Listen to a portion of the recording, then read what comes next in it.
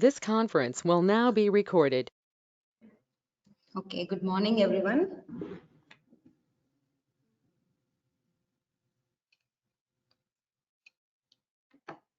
Today we'll be discussing regarding the transmissible diseases and what is the surgeon role in this diseases.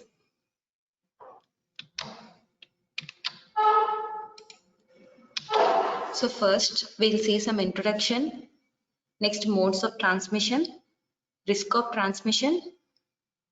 So most commonly the risk of transmission in our surgeries will be HIV, HPV, HCV. This question is frequently being asked for you. Okay. Transmissible diseases pose threat to both the patient and patient caregiver. So the healthcare workers are also at most threat regarding these transmissible diseases.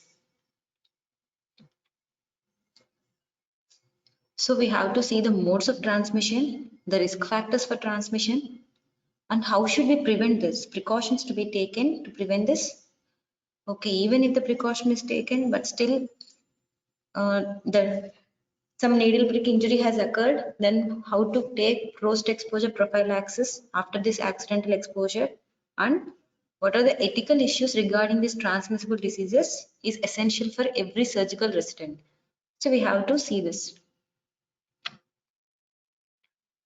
So most commonly you all know the three viruses, that is the HIV, hepatitis B and C viruses.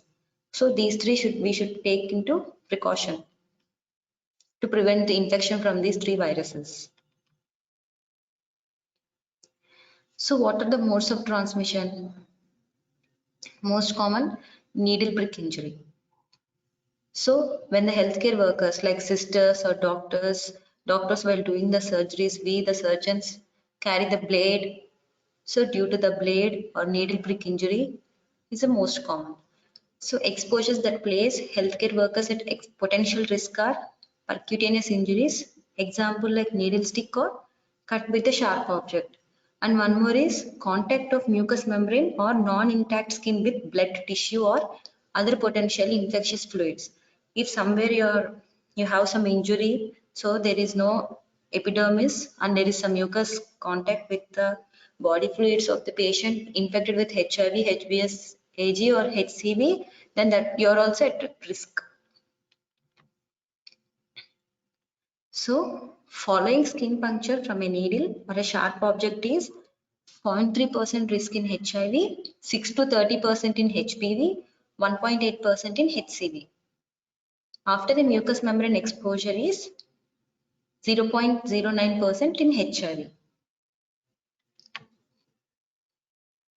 So the increased risk of transmission are associated with 16-fold if the hollow needle injury occurred, a deep soft tissue penetration is present, 5-fold if there is either visible blood on the needle or the procedure involved placement of the needle in an artery or vein, 6-fold if the patient has advanced AIDS. Usually HIV patients, you all know, these are immunocompromised, so they have some nosocomial infections and some co-infections with hepatitis virus also. So all the healthcare workers dealing with HIV infected patients should be immunized with hepatitis B vaccine. Okay. Post-exposure prophylaxis with hepatitis B immunoglobulin and initiation of hepatitis B vaccine is more than 90% effective in preventing HBV infection. Coming to HIV, after exposure, this virus binds to CD4 receptors with loss of CD4 cells, T helper cells, and cells involved in cell-mediated immunity, antibody production, and delayed hypersensitivity. Macrophages and gut-associated lymphoid tissue are also affected. And opportunistic infections like pneumocystis carinii pneumonia, tuberculosis, cytomegalovirus will also be present in those patients. Neoplasms like Kaposi sarcoma and lymphoma is increased thereby. In the early week of infection, flu-like illness, and during the phase of seroconversion, these patients are at greatest risk of HIV transmission. For the patient to be detected in serology, it takes minimum 3 months. So this 3 months is also very much important for us. Highly active antiretroviral therapy is most effective at this stage. So surgical treatment of HIV infected patients is necessary for problems both related and unrelated to HIV infection. Usually in these patients, wound healing will be delayed due to low CD4T lymphocyte counts. So some of the surgical problems we encounter in a HIV infection, lymphadenopathy. So we have to do FNAC. FNAC is useful for the diagnosis of HIV associated infections such as TB, MAC, lymphadenitis. Open lymph node biopsy should be reserved for two situations: to provide tissue classify a lymphoma, to investigate a clinically suspicious FNAC negative lymph node. So you have done an FNAC and it has given some negative lymph node, then if you're still clinically suspicious, then you have to go for a biopsy. And for lymphoma, as we cannot diagnose it under FNAC, we have to go for an open biopsy. So in HIV cases, the operating surgeon should decide whether to do the surgery or not. Next is immunodeficiency associated thrombocytopenic purpura. Patients may require splenectomy. The results are good in HIV infected patients without advanced HIV disease. But electrosplenectomy is rarely indicated in these cases with advanced HIV disease. Do not appear to increase the rate of progression from HIV to AIDS. This nor accelerates the rate of immunologic deterioration. So thoracic surgeries. Open biopsy from the lung specimen rarely yields a diagnosis in HIV infected patients with advanced disease. A relatively fit patient with pulmonary lymphoma may benefit from open lung biopsy. Next is VATS. Video assisted thoracic surgery is being used in the management of pneumothorax and empyema. Coming to abdominal lymphadenopathy and organomegaly. HIV infected patients may present with abdominal discomfort due to organomegaly, intraperitoneal or retroperitoneal lymphadenopathy due to any infection or neoplasia. In these cases, you have to go for a CT guided FNAC. Laparotomy should be reserved for drainage of pus, resection of neoplasm, and any emergencies for relief of obstruction. Next, we encounter appendicitis in a HIV patient. So in these patients, the clinical symptoms or signs are similar to non-HIV patients only. These do not have leukocytosis. Normal white blood cell count may delay diagnosis and appendicectomy resulting in increased morbidity. Coming to biliary tract diseases, opportunistic infections can involve the GB and common bile duct of HIV infected patients like Cryptosporidium, Salmonella, cytomegalovirus, and MAC. Acute cholelithiasis requires cholecystectomy. If there is an extrahepatic biliary obstruction due to sclerosing cholangitis or ampular stenosis, then you have to go for endoscopic sphincterotomy without laparotomy. We have to minimize the surgery. Minimally invasive procedures are very much better in HIV cases. Extrahepatic biliary obstruction can also be caused due to the external compression of the CBD. Like there will be portal lymph nodes present there. If these portal lymph nodes are enlarged, they may compress the CBD or by the lymphoma of the CBD. Coming to anorectal surgeries, you can see condylomata, fistula in ano, hemorrhoids, perirectal abscess or perianal abscess.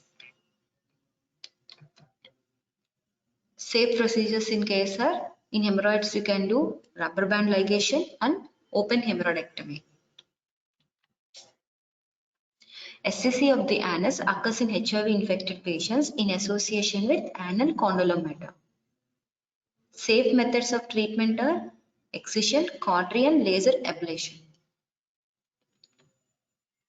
Coming to solid organ transplantation, patients with HIV have traditionally been excluded from solid organ transplantation because postoperatively have to give immunosuppression, which would be more dangerous to the patient because their CD4 count will be very less in these patients.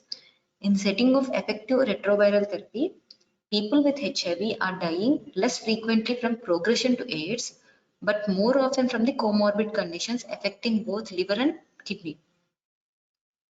So rather than the HIV to AIDS progression, the patients are more dying from the comorbid conditions affecting the liver and the kidney. Immunosuppressive medications commonly used to suppress the low immune response may actually have antiretroviral qualities that may make their use in people with HIV less risky than expected. Patients with HIV are co-infected with hepatitis C or HBsAg because of the similar routes of transmission. As a result, end-stage liver disease has emerged as a leading cause of morbidity and mortality in people infected with HIV in the era of combination ART. It has been estimated that 4 to 7% of HIV positive patients have end-stage renal failure and have a higher mortality on dialysis than a HIV negative patients. So, what are the criteria for the organ transplantation?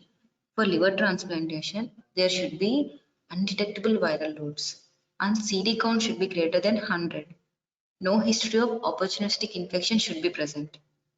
For renal transplantation in these patients, CD count should be more than 200 and no opportunistic infections should be present.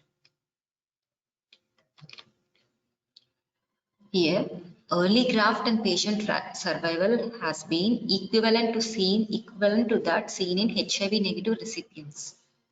Solid organ transplantation has not been found to increase progression of HIV disease or development of opportunistic infections. Patient management post-transplant can be complicated by the complex interactions of antiretroviral regimen with immunosuppressive regimens requiring close monitoring of drug levels and dosage adjustment. Because even with ART and even with these immunosuppressive regimens, there are more side effects and comorbidities. So estimation of operative morbidity and mortality should be seen. Incidence of bacterial infections complications was independent of CD4 cell counts. It is possible to predict the risk of surgery for an HIV positive patient in much the same way as risk assessed for negative person. So, estimation of operative morbidity. Adequate information about wound healing can be provided by correct history taking, examination, and investigations.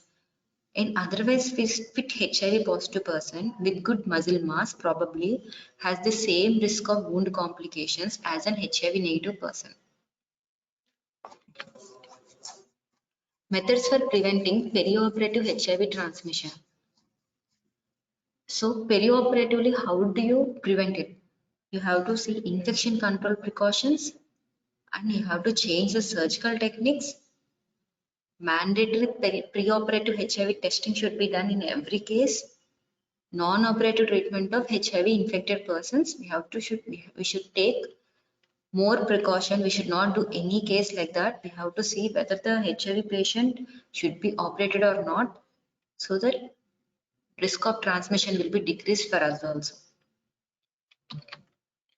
Coming to infection control measures, blood should be treated as an infectious substance. Contact of patient's blood with the skin and mucous membrane of the healthcare workers is unacceptable. Blood should not be contacted. So, how do you control these measures? You have to have standard equipment like protective eyewear, masks, water impermeable gowns, sleeves, and boots. So, we should, in every normal surgeries, we'll wear only a pair of gloves. But in cases of these surgeries, we have to wear minimum 2 pairs of glove and This has decreased the risk of exposure from 17% to 5%. During procedures involving open fractures, a pair of cloth gloves worn with latex gloves significantly reduces the risk of exposure.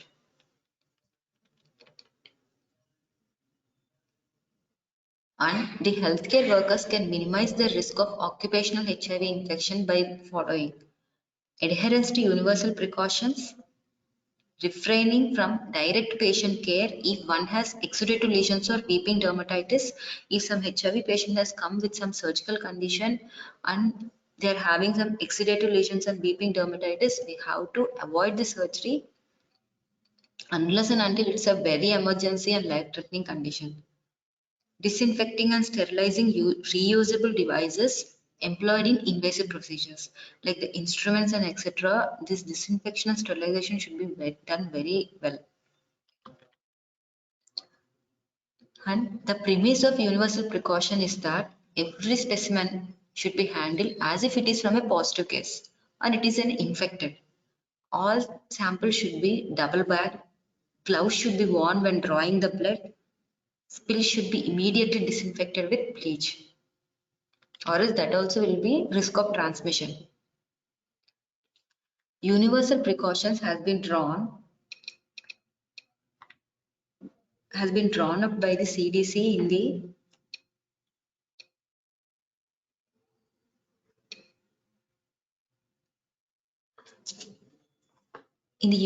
US and largely adopted by the NHS in the UK. When there is a risk of splashing, particularly with the power tools, use of a full face mask ideally or a protective spectacle should be there. Use of fully waterproof disposable gowns and drapes, particularly during seroconversion. So a surgeon who is performing and even the sister, even the anesthetist, everyone should take care of all this. See, boots should be worn, not the clogs, to avoid injury from dropped sharps. Double gloving should be needed. Inside one should be larger one. Inside one should be the size more than our own size, and outside one should be the same size. And some more precautions should be taken. Okay, the surgeon and the anesthetist who are performing the surgery has taken the care. Allow only essential personnel in the theater and avoid unnecessary movements. Respect is required for sharps with passage in the kidney dish. A surgeon, when we are asking a blade, the sister will always give us in the kidney dish. We should not handle the blades and sharp objects with our hands. A slow, meticulous operative technique is needed with minimized bleeding. And next one is some surgical technique should be changed to prevent the transmission. So maximum avoid using blade so that the blood will not be spilled. You can go with a cautery. Avoidance of hand-to-hand passage of sharp instruments. And sharp instruments should be placed on a sterile manner stand position between the scrub nurse and the surgeon. This method is good for short, low risk procedures but may be impractical for longer procedures with the potential for surgical blood loss, significant blood loss. And you have to increase use of staple devices and minimize the surgical procedure and minimize the time also. The practice of using fingers to protect underlying viscera, particularly when closing an abdomen, should not be done because while we are handling the needle and while we are taking the bite, this needle might hurt your finger. Blunted needles for facial closure is being used now. The wide use of laparoscopy, that is release HIV infected blood and peritoneal fluid into the OR during pneumoperitoneal evacuation should also be taken into control. So this awareness can prevent the HIV transmission. And in every case, even here, we perform a small procedure also. We usually do the serology. HIV, HBsAg, HCV. So anti-HIV therapy and prophylaxis against opportunistic infection benefit the asymptomatic and minimally symptomatic stages of HIV infection. HIV testing in the patient's interest have supplanted arguments about the surgical team's right to know. So if some patients are not willing for doing this HIV test preoperatively, then the surgeon will not perform because he cannot risk his own life. So preoperatively, every patient should be counseled regarding the serology test, and serology test should be performed to each and every patient. Surgeons plan to use different precautions during surgery for HIV positive patients. Preoperative HIV testing after obtaining informed consent and arranging pre and post test counseling. If after the test the patient has been identified as positive, then the patient is called to the center for counseling regarding the further treatment. Most patients will give their consent. A few patients who do not give consent for preoperative testing should be managed as if they were HIV positive. Knowledge of a patient's preoperative status offers little protection for the surgical read, as HIV testing will not reveal risk from other infectious agents. So this HIV, HBsAg, HCV should be done.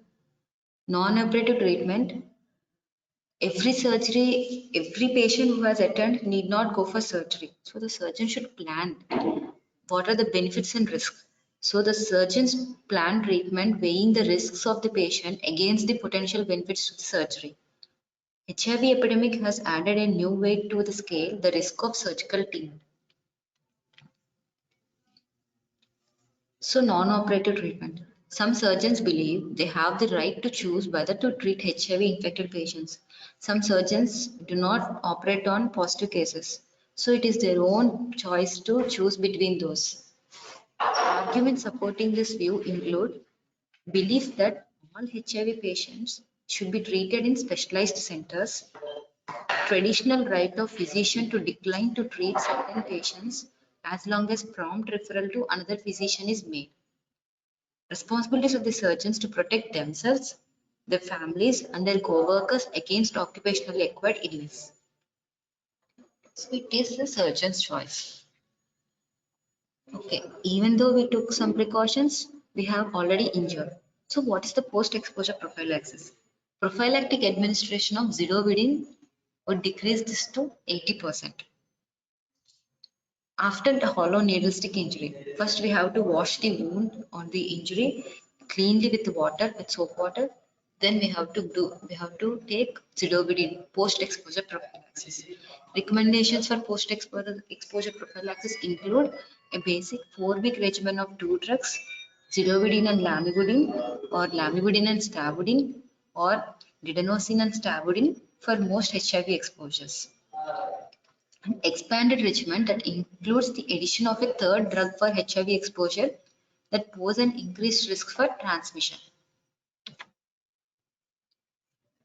When the source person's virus is known or suspected to be resistant to one or more of the drugs considered for TEP regimen, the selection of drugs to which the source person virus is unlikely to be resistant is recommended. So if one drug is resistant, then another drug should be added. So this post-exposure prophylaxis should be started within 72 hours.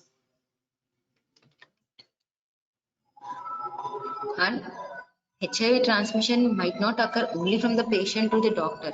Even from the healthcare worker to the patient also it can occur.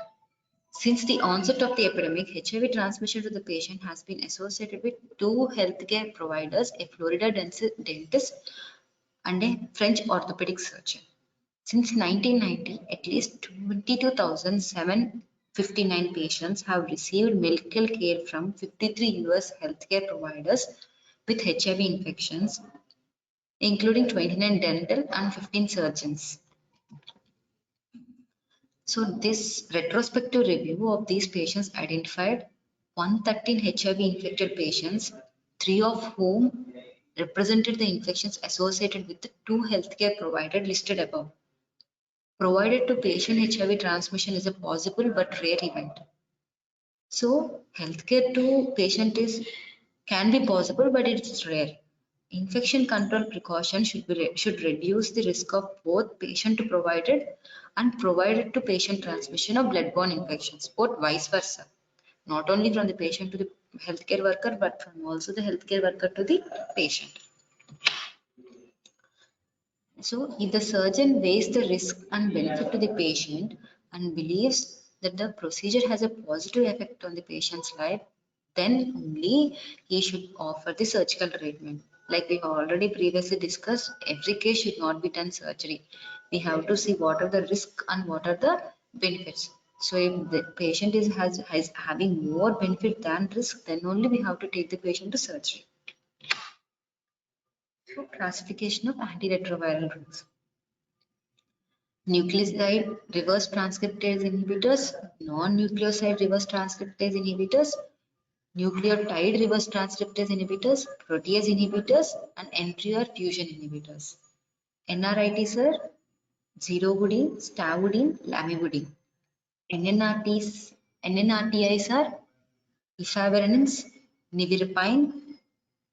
NTRTIs are tenofovir, protease inhibitors, ritonavir, lopinavir, indinavir. These are the most commonly we hear.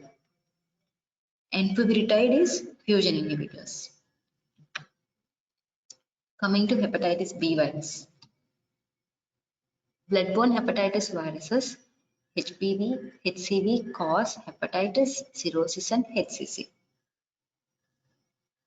Hepatitis B virus DNA virus replicates like a retrovirus.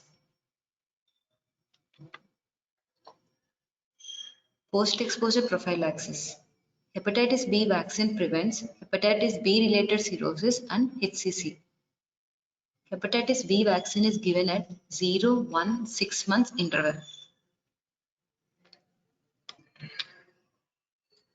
For unvaccinated persons, post-exposure prophylaxis with a combination of hepatitis B immunoglobulins and hepatitis B vaccine is recommended. Single IM dose of hepatitis B immunoglobulin, that is 0.06 ml per kg, administered as soon after exposure as possible, followed by a complete course of hepatitis B vaccine to begin within the first week. So you have to give immunoglobulin followed by the hepatitis B vaccine. So in this, the surgical management usually involved is orthotopic liver transplantation, the treatment of choice for fulminant hepatitis. Post-exposure prophylaxis for hepatitis C. Pegylated interferon is a medication that encourages the immune system to attack the virus. And ribavirin is an antiviral medication that stops the virus reproducing. So this is the post-exposure prophylaxis given to an hepatitis C. So what is the summary? What is the take-home message? Precautions. Universal precautions are to be followed for prevention of transmissible diseases like HIV, HPSAG and HCV. This we are discussing only regarding the surgery. From surgery, how are they transmitted, not other modes of transmission. Because the surgery, so we are only concerned with our surgery. Post-exposure prophylaxis for HIV should be started within 72 hours and to be taken for 4 weeks. And post-exposure prophylaxis for HPV includes immunoglobulin therapy and vaccination. Thank you.